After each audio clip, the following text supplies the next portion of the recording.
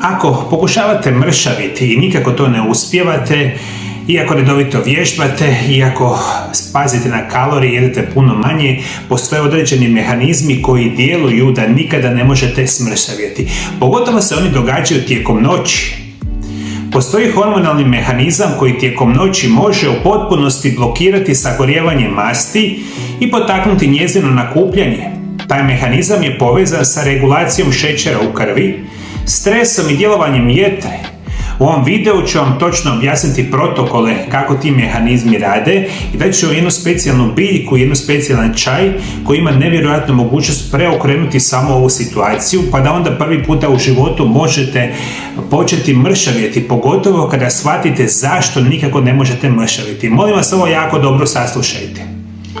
Zašto tijelo čuva masno tkivo?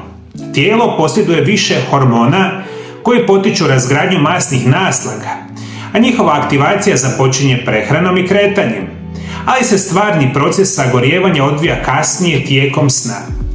Međutim, djelovanje tih hormona može biti gotovo potpuno zaustavljeno prisutnošću dva dominantna hormona koji se nazivaju kortizol i inzulin.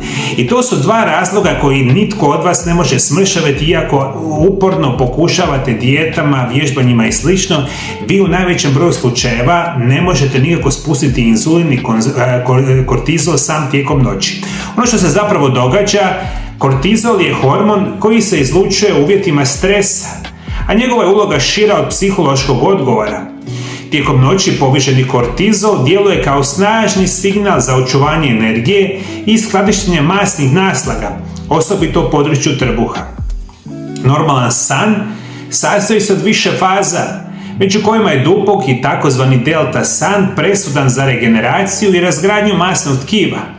A u tom razdoblju razina kortizola treba biti minimalna.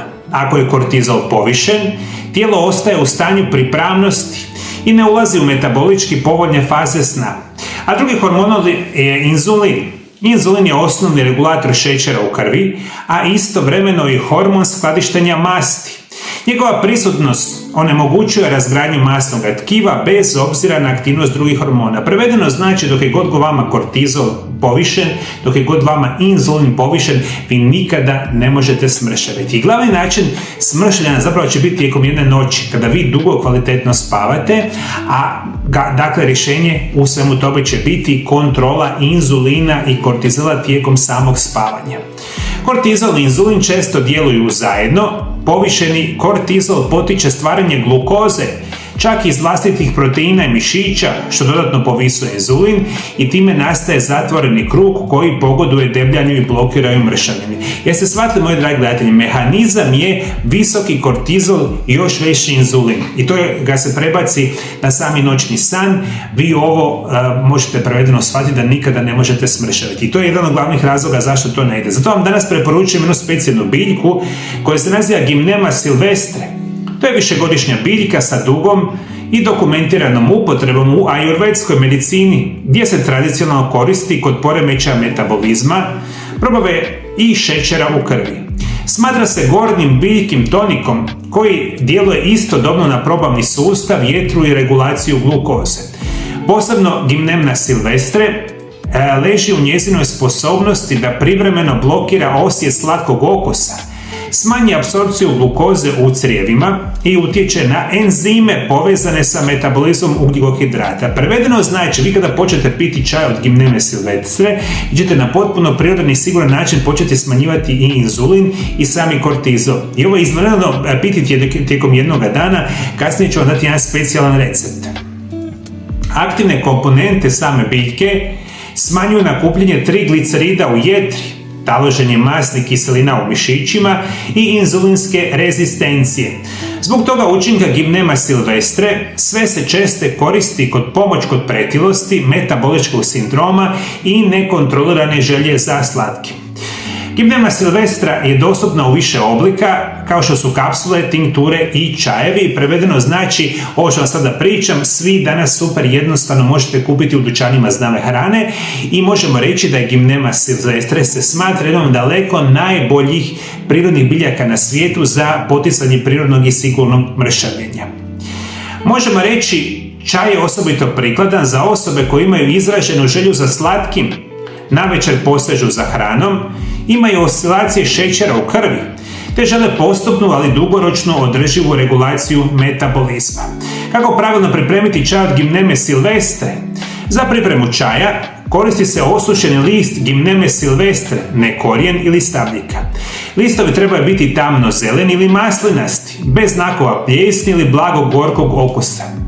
Poželjno je koristiti biljku povjerenog podrijetla, bez pesticida i teških metala.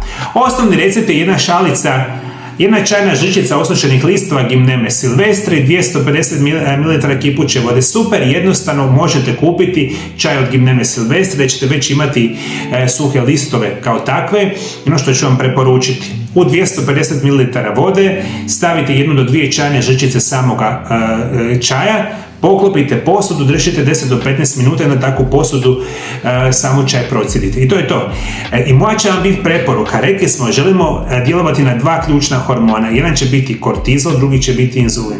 Prva stvar što ćete napraviti, 2 sata prije spavanja popiti ovu vrstu čaja i na potpuno prirodan i siguran način početi smanjivati inzulin u samome tijelu. A druga stvar što ću vam preporučiti, molim vas, sat vremena prije spavanja koristite magnezij, specijalno magnezijev glicinat. To možete kupiti u formi praha ili kapsule i njega popijete sat vremena prije spavanja. Magnezij je jedan od najboljih prirodnih načina smanjivanja stresa i kortizola. I onda imate Gymneme sylvestre koje smanjuje inzulin, imate magnezij koji smanjuje sami kortizol i onda na ovaj potpuno prirodan i siguran način idete spavati, duboko spavati, onda potpuno prirodno i sigurno mršavite. Ono što ću vam zapravo reći, ovaj čaj se preporučuje piti 1 šalicu dnevno prije spavanja, smijete ga koristiti u ciklusima od 3 do 6 tjedana, nakon čega se radi sama pauza, što je jako bitno za reći. Jeste shvatili, moji dragi, ovo nećete naravno čaj piti cijele godine, pijte recimo 3 do 6 tjedana sa 3 do 6 tjedana pauze i naravno samo po sebi to neće biti dovoljno, ali će biti dovoljno da počnete u roku 3 do 6 tjedana smanjivati ove hormone i onda prirodno i sigurno mršaviti. Onda je uz to kad počnete adekvatno vježbati, uz to kad počnete prakticirati isprekidani post koji je najzdraviji režim prehrane, onda počinjete pravilno mršaviti. Još ću vam dati jako bitnih informacija. Prvo što ću vam reći, smanjite unos ugljikohidrata tijekom dana. Specijalno nemojte ništa jesti 6 do 8 sati prije samoga spavanja, što je jako bitno za reći. Zato vam služi nevjerojatno isprekidani post. Ako recimo idete spavati u 10 sati navečer, prestanite jesti barem 6 sati prije spavanja, jer ćete onda na potpuno prirodan i siguran način još brže mršaviti. Vi ako počnete jesti sat, 2 ili 3, 4 sata prije samog spavanja, vama inzulin ide jako gore i njemu treba 10, 12 sati da se on počne spuštati, a onda on, rekli smo, blokira mršavljenje. Jeste shvatili? Vježbanje, isprekidani post, Gymneme sylvestre i magnezij, jedan moj prirodni protokol koji preporučujem mojim pacijentima za potpuno prirodno i sigurno mršavljenje. Vi svi koji želite saznati puno više informacija koji su najvažniji vitamini za prirodno i sigurno mršavljenje, molim vas pogledajte ovaj video zapis pored mene. A ako imate bilo kakvu drugu informaciju o prirodnom mršavljenju, molim vas pišite nam naravno dolje ispod video zapisa.